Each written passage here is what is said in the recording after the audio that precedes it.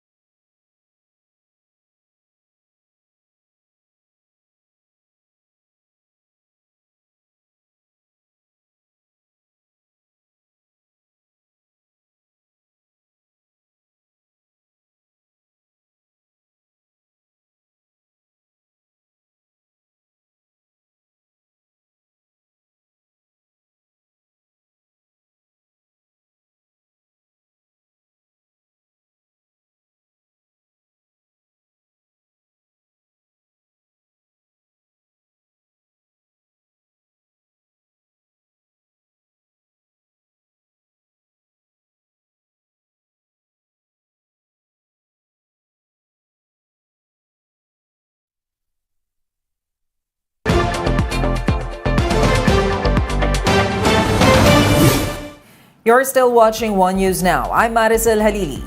PHIVOLCS has warned the public against volcanic smog after increased sulfur dioxide emissions were recorded in Taal volcano.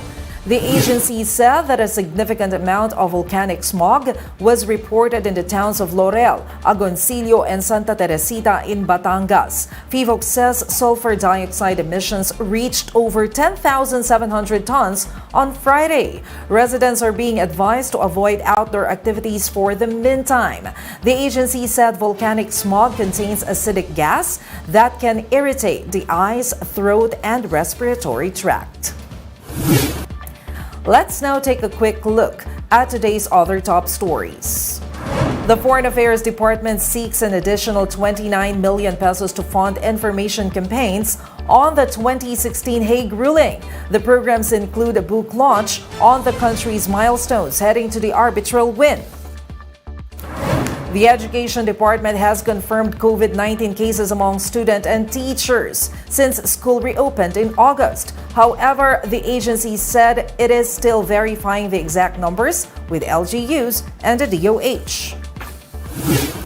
And UAAP Season 85 kicks off later today with a doubleheader in the men's basketball tournament. The UST Growling Tigers is set to take on the Adamson Soaring Falcons at 2 p.m., followed by a match between the DLSU Green Archers and the UP Fighting Maroons at 4 p.m. And those are the top stories of the hour. Join us later at 12 noon as we continue to monitor today's biggest stories. You can also catch One News on the Signal Play app. Register for a free account now at www.signalplay.com and stream One News live anytime, anywhere. I'm Maricel Halili. We are One News.